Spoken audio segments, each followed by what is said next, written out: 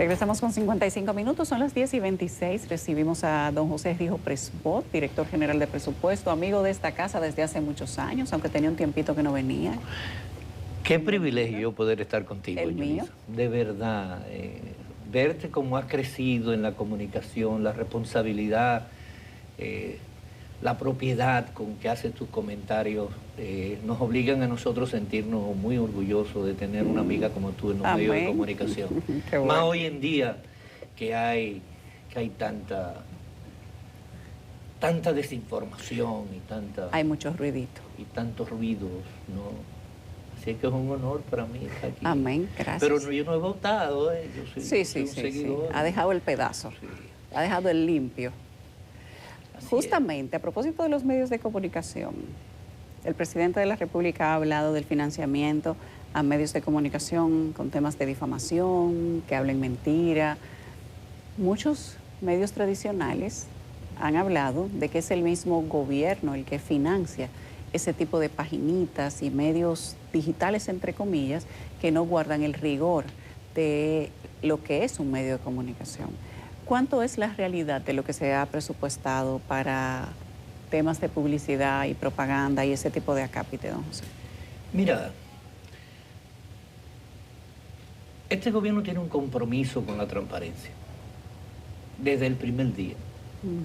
Por eso se ha querido siempre fundamentar todas las acciones del gobierno en la publicación de las informaciones de manera transparente, objetiva, clara, precisa, oportuna. Que indudablemente la política de publicidad, que tiene que ser diferenciada de lo que es el capítulo, la cuenta que se llama publicidad, propaganda y encuadernación.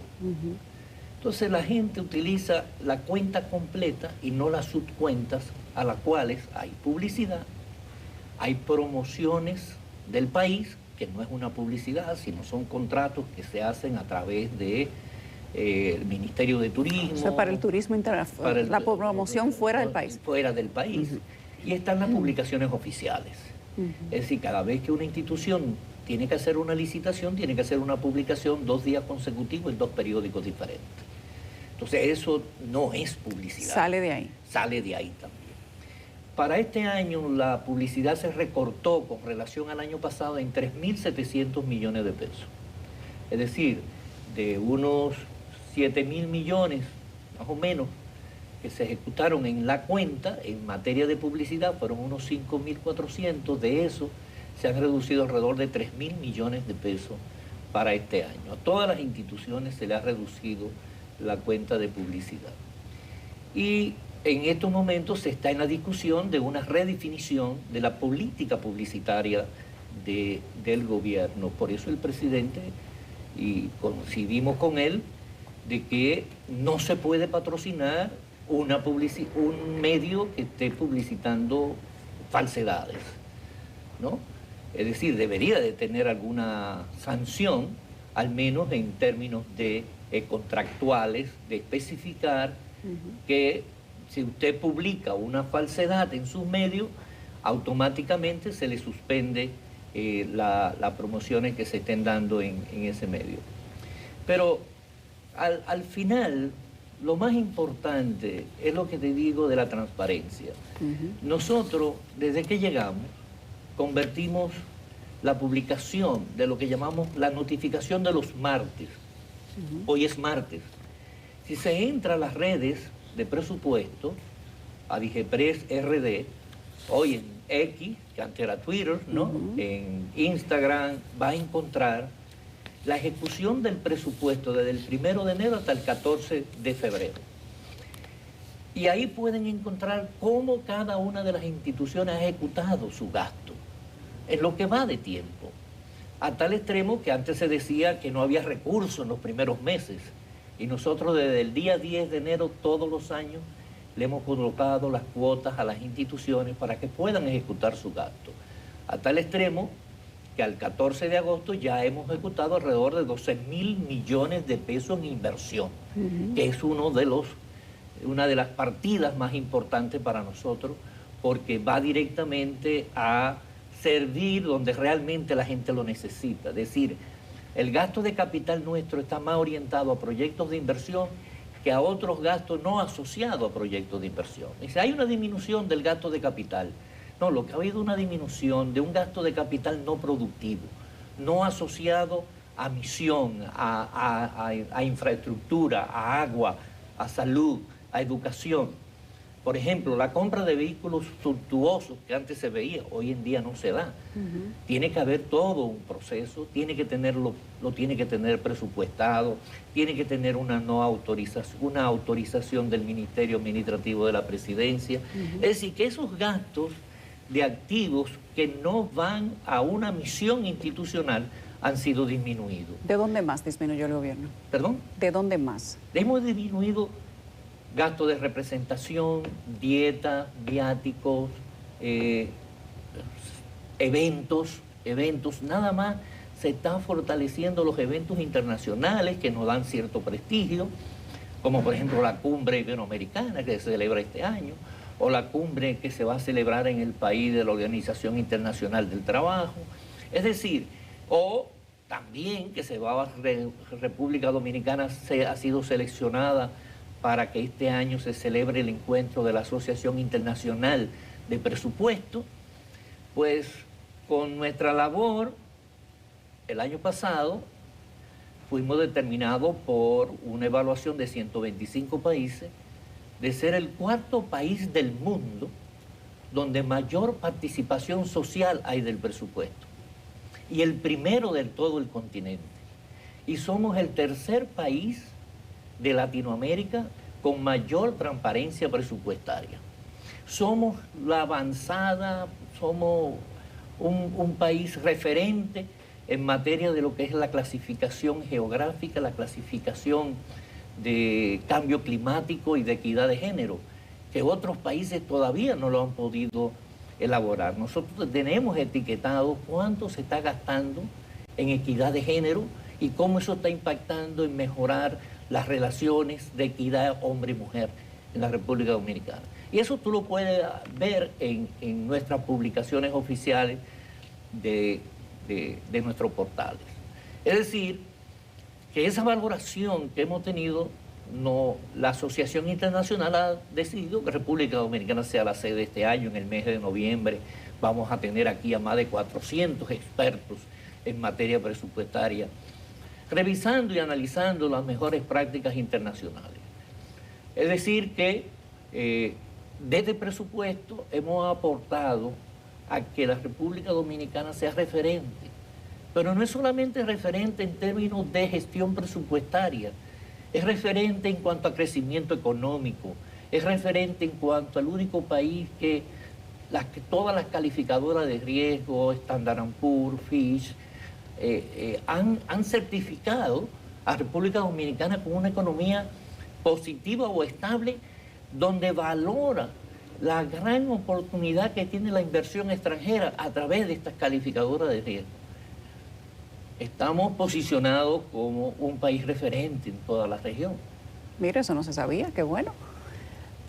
Sí. No se sabía. De los primeros años del gobierno de Abinader, creo que fueron los primeros dos, se dijo y se demostró que una parte importante del presupuesto no llegó a ejecutarse y que se quedaron 1.000 y tantos de millones de pesos que debieron haberse ejecutado y no se ejecutaron, y que esto sucedió en varias instituciones del Estado. ¿Cómo va la ejecución de las diferentes instituciones en esta nueva etapa? Mira. ¿Aprendieron a ejecutar? No. El problema es que en el 2020 indudablemente llegamos con un mundo cerrado. Sí. Hubo la necesidad para poder aportarle 5.000 pesos a todas las familias que habían dejado a los trabajadores independientes, el programa Patí, Quédate en Casa. Tuvimos que asumir un compromiso de deuda de alrededor de 5.000 millones de dólares. La eficiencia que aplicamos desde el primer día, porque establecimos un artículo en la ley de presupuesto donde ningún funcionario podría hacer un acuerdo transaccional que generara una deuda administrativa. Porque la principal eficiencia del uso de los recursos públicos en República Dominicana ha venido por la eliminación de las deudas administrativas. ¿Qué era eso? Nosotros lo denunciábamos siempre, y era que un funcionario le decía, tráeme 20 aire acondicionado, pero no tengo presupuesto, no te preocupes, que el año que viene lo pasamos a disminución de cuenta por pagar, a deuda pública, y te lo pagamos por ahí sin ningún registro del gasto. Para tener una idea de lo que estoy diciendo, totalmente.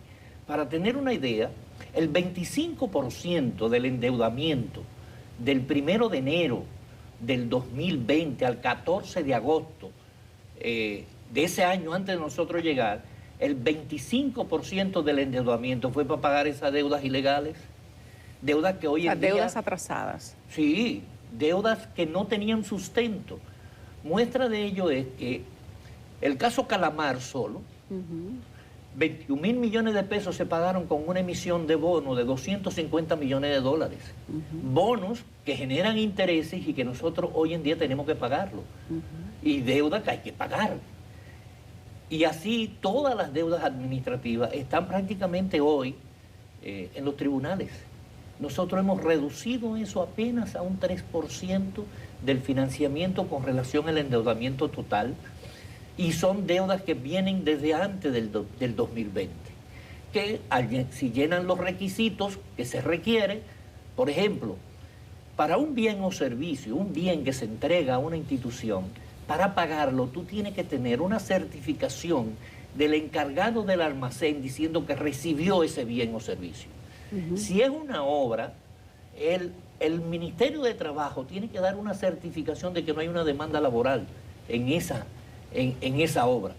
Sin esos requisitos que tenemos establecidos ahora por ley, indudablemente no hay forma de que se pague una deuda.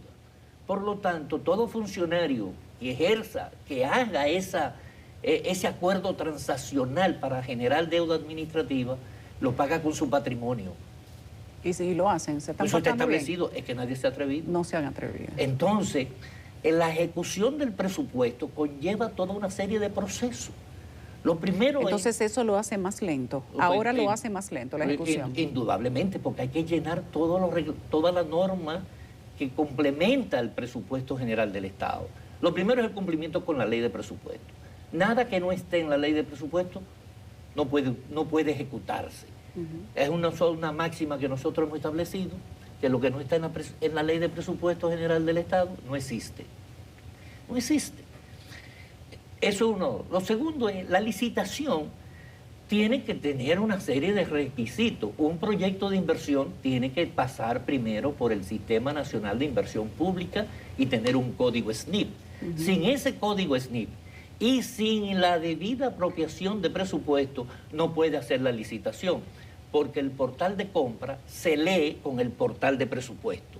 Entonces, cuando tú subes para comprar cualquier equipo, un bien, un servicio, tiene que tener la certificación de apropiación, que le está diciendo al oferente, al que gana, que tiene seguridad de que va a cobrar durante el año, si se llenaron los requisitos establecidos en los pliegos de la licitación. Por lo tanto, ese proceso de cumplimiento de la norma, indudablemente, que te obliga a ser más eficiente en tu planificación y ser más eficiente en la ejecución de tus gastos. Por eso, el acostumbrarse a la ley, romper con la cultura de la ilegalidad, en el 21 nos fue... Tomó un tiempo de acompañamiento para romper aquello de que siempre se ha hecho así. No. Ahora hay que cumplir con el mandato de la ley, con el mandato de las normas, tanto de contabilidad como de compra y contrataciones, de Contraloría y las normas presupuestarias. ¿De dónde van a salir los aumentos de profesores, médicos y demás gremios profesionales con los que se ha comprometido el gobierno? Y si se aumentó el presupuesto de este año, que tiene que ver con las ayudas, porque del año pasado, 2023-24, hacia acá, se dan ayudas nuevas, por ejemplo, el bono a 1000. Eso antes no existía. El aumento que se hicieron en bonos sociales que se dan a las familias de escasos recursos. ¿Cómo es eso? Mira, he dicho que no hay ningún gasto que se ejecute que no esté presupuestado. A propósito. A propósito. Ahora, Volvamos atrás. La formulación del presupuesto del año 2025 fue depositado el 27 de septiembre, es decir, cumplimiento, como siempre hemos hecho, el mandato de que debe ser entregado a más tardar el 1 de octubre de cada año. Ese presupuesto fue formulado teniendo en cuenta la Ley de Responsabilidad Fiscal que debió de haberse promulgado el 1 de enero del año 2015. Sin embargo, es una obra, es un instrumento de control del gasto promulgada por el presidente Luis Abinader. Y esa Ley de Responsabilidad Fiscal lo que hace es poner un tope al crecimiento del gasto. No más de un 3% más la inflación estimada, que este año un 4%. Es decir, que nosotros se formuló el presupuesto del 25 con ese incremento del gasto. Cuando vino la discusión con el Colegio Médico, hubo la necesidad, como no se había aprobado el presupuesto todavía en el Congreso, se sometió una adenda y se hicieron ajustes internos al proyecto para poder contemplar el incremento salarial de los médicos, porque el de los maestros está contemplado dentro del presupuesto de educación, pero el de los médicos no estaba contemplado. Y logramos hacer un ajuste sin incrementar el gasto y sin incrementar el déficit que ya establecimos de un 3% del Producto. O sea que cuando se estaba en la discusión de si aumentar o no a los médicos, o no aumentar o no, ¿cuánto se le iba a aumentar? Porque con esa presión no hay gobierno que aguante. Sí. ¿A quién llaman primero antes de decirle que sí a los médicos? ¿Al director de presupuesto? No, es al gabinete de salud. Un gabinete que estuvo discutiendo con el Colegio Médico cuáles eran las oportunidades que habían, e indudablemente que la propuesta que venía del gobierno era mucho más allá si tuviésemos la reforma fiscal, porque una de las medidas más importantes que se iba a hacer con los recursos generados por la reforma fiscal era la ampliación de las unidades de atención primaria en salud y disminuir los costos de bolsillos en los hospitales, ¿no? Impactar positivamente en la disminución de las muertes materno-infantil, porque aquí hay muchas muertes de nuestras mujeres, porque van al final ya prácticamente a un hospital cuando ya casi están teniendo su más parto. En las extranjeras que en las dominicanas. Y las dominicanas, ¿por qué? Porque no tienen un cuidado mensual de esa gestación del bebé. Entonces, eso no iba a ayudar. Indudablemente que eso nos restringió las posibilidades de lo que podíamos brindarle. ¿Qué hicimos entonces? Bueno, una propuesta dividida en tres partes. Un 10% contemplado en el mes de enero, que ya todos los médicos lo tienen, otro 10% en el mes de julio y un 5% en el presupuesto del año que viene. Es decir, que la partida, y no solamente los médicos, a todo el sector salud, porque los bioanalistas, los odontólogos, todos han recibido su incremento salarial. Una de las grandes dificultades que tenemos indudablemente es que para entender la dificultad financiera del presupuesto, yo lo explico de esta manera, Yulisa. Nosotros en septiembre, cuando depositamos, se estimó que la Dirección General de Aduana y la Dirección General de Impuestos Internos para este año iban a recaudar 118 pesos. 118 pesos. De salida, de esos 118 pesos comprometidos, ya en el comprometido de inmediato, 33 pesos para educación, 30 pesos para los intereses de la deuda, ya van 63. 25 pesos para los subsidios a los combustibles, a la electricidad, los subsidios sociales y las pensiones, van 88. 15 pesos para salud, 103. 5 pesos para el Banco Central, 108. 3 pesos para los gobiernos locales, 111. 11 pesos para pagar la deuda vieja, 122. Y nada más tengo 118. Y le faltan. Tenemos que salir a buscar prestado. 351 mil millones de pesos. Por suerte, las calificadoras de riesgo, al dar la sostenibilidad que estaba manifestando la República Dominicana en el manejo de la deuda, ha permitido que República Dominicana sea atractivo para los inversionistas y se puedan colocar recursos en el mercado internacional. Pero ¿hay manera en algún momento de que República Dominicana pueda tener un presupuesto no deficitario? Que se repita el presupuesto anterior, que se disminuyan los montos, por ejemplo, de algunos acápites, ¿o es obligatorio endeudarse todos los años para cumplir, crecer, dividir? Te he puesto el problema de este año, ¿no? 118 y se fueron. Y no le hemos dado un peso todavía ni a presidencia. Sí, no hay inversión. No hay defensa, no le hemos dado un peso todavía a seguridad ciudadana, pero la gente quiere más policía, ¿no? La gente quiere mejor atención en la agricultura. Ahí no hemos hablado de un puente ni nada. Nada, no se ha hecho nada, ¿no? Entonces, hay una necesidad de buscar más recursos. Y ahora, este año podemos tener más recursos, pero sin embargo, tenemos que ajustarnos al incremento del gasto, porque la ley de responsabilidad fiscal nos obliga a mantener el mismo techo de gasto que nosotros tenemos este año. Tenemos que hacer una pausa que va a ser muy breve. Al regreso quiero que nos hable de los fondos de la USAID o de las... No puede ser solamente USAID, hay otras instituciones internacionales que envían fondos a República Dominicana a modo de ayuda. Muchos a modo de préstamo, pero hay una cantidad importante que se refiere a ayudas que son reales. Temas de VIH-Sida, medio ambiente, apoyo a la reforma policial, una cantidad de programas que se sustentaron o se sustentaban hasta el momento con ayudas internacionales. Se ha suspendido la de Estados Unidos al menos hasta que eso pase por una especie de verificación civil. Pero hay otros fondos de financiamiento no reembolsable que también recibe República Dominicana.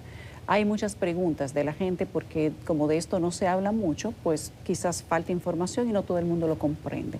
Y quiero que nos diga cuáles son las principales fuentes de ayuda que tiene República Dominicana y en qué sectores clave se invierten. Ya regresamos. El director general de presupuestos, José Rijo Presbot, está con nosotros esta noche.